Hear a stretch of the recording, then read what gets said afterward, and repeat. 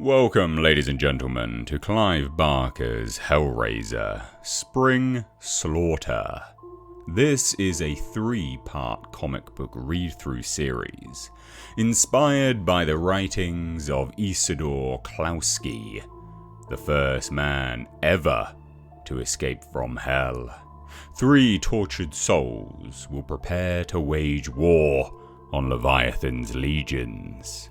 Our character is Garcia, a priest whose recent glimpse of Leviathan's order was more than enough for him to shed the collar forever. Helen, a nun for whom a fragile faith in God will prove little protection from hell's willful masses. And Lee, an atheist who is about to find religion. Together, they will embark on an impossible mission to dismantle hell. What they're about to find out is that dying is easy. It's the afterlife that's hard. Part 3. In Of Hell, Isidor Klauski wrote, "Human love can still be found in this most inhumane domain. It can be found among the chains and hooks, the hanging racks of razors and double-edged knives. Another implement used to destroy, to bleed and butcher the soul." Since his second escape, Lee has read Of Hell again and again, committing much of it to memory. He has developed a kinship with Isidor. Now, when he thinks back to the dark cellar and he hears the grate of that saw against the old man's shin bone, Lee understands. Lee tries not to think about Helen and Garcia, about the ways in which they are being destroyed, but in truth, he can think of little else. He is haunted by their pain. He wonders if he finds them and frees them, if that will be enough. Will they forgive him? Each bullet shell is covered with a paste made from ground black knuckle bone. Whether or not the bullets will work in hell is one of the least of his concerns, because first, he's got to get there. Every night, he worked it until his hands are raw and cramped, still no closer to solving it. In the pit of his stomach, he knows he can never solve it. Only desire can solve the puzzle, not guilt. That is why he needs Lewis tomorrow night. He will bring Lewis here. Through the haze of whiskey that numbs his mind, he thinks about Rachel, and Lewis, and Izzy, and Helen, and Garcia, and himself. Somehow they all fit together. And in the water and vomit spiraling down the bowl, he sees a screaming face. As he falls asleep against the cold porcelain, he wonders whose face it was. A dimly lit street, Lee begins walking. An alternative club called The Scene, for leather-wearing gay men heavily into S&M. Lee met Lewis here 2 weeks ago. He found him in the men's bathroom, handcuffed to one of the urinals. He was perfect. "Hello, Lewis. I just spoke with Victor. I asked him if I could take you home, if it would be alright if we played a game." What kind of game, Lee?" "Put this on, and you'll find out." We see a metal collar and a padlock. There. That should hold you. Lewis, now chained up, hung from the ceiling. "One more thing, and we are ready to play." I don't think I like this, Lee." We see Lee, smoking, shotgun in hand. He's loading shells. "This is how we play. In your hands, I'm going to place a puzzle box. I want you to solve it.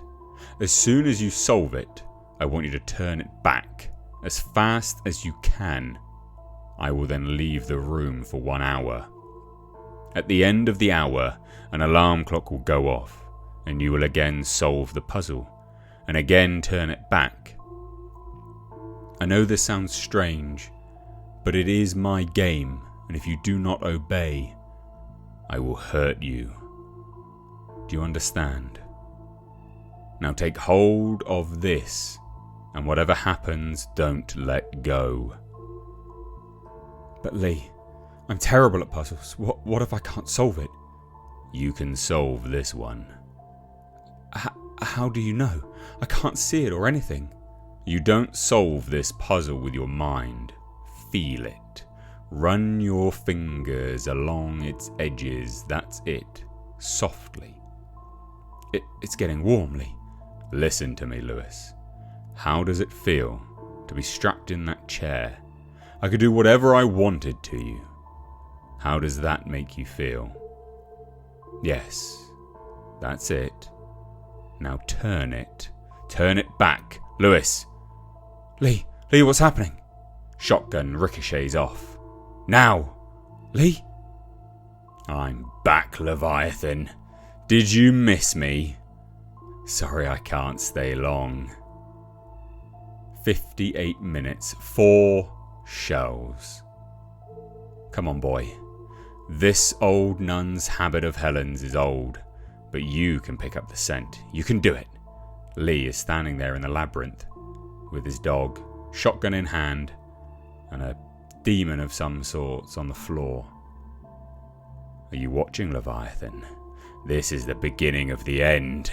Helen, Garcia, I'm coming. For an instant, he thinks of Rachel. Will he use her against them? Will he kill her? Or let her continue to suffer here? Lee and his dog begin running through the labyrinth. Lee hears the bones snapping dully like wet sticks, and gelatin-filled organs squishing and bursting beneath his footsteps. Oh my God.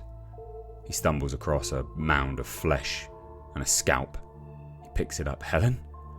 He is sure that the hair is enough. He has heard stories of people pulling themselves free with a single drop of blood. 36 minutes and counting. Lewis can hear the clock, each tick more meaningless than the last.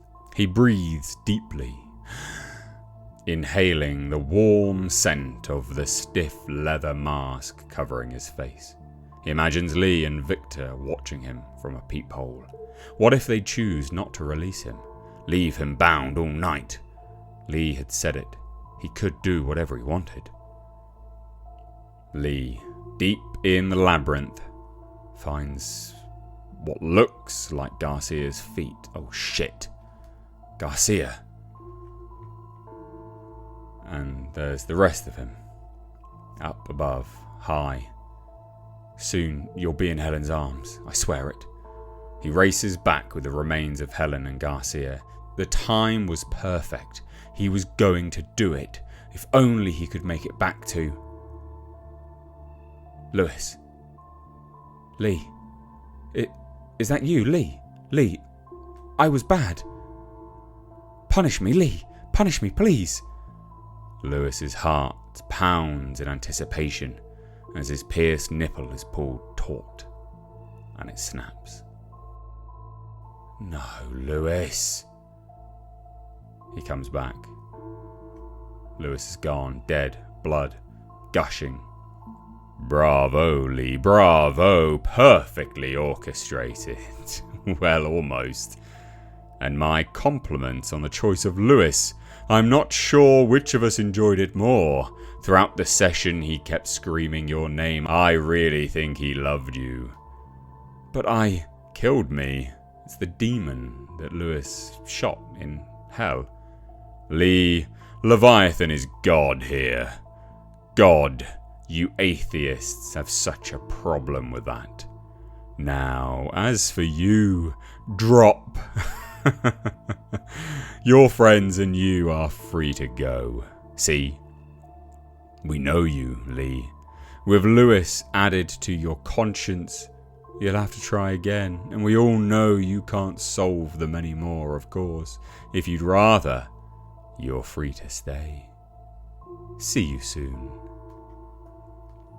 Lee can't quite comprehend what's just happened. He's been double-crossed. They were ahead of him all the time. He turns the shotgun on himself. They don't think I have the strength to do it. They made a mistake. They don't realise it's destroyed me. My soul has been bled and butchered. Lewis, Garcia, Helen, I'm sorry, but I have nothing left. He blows his brains out. And his poor dog is left all alone.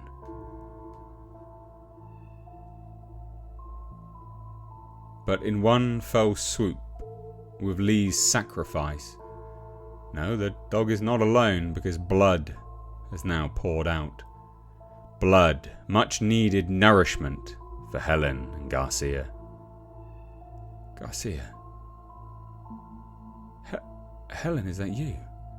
It's so dark. This way. I can see light.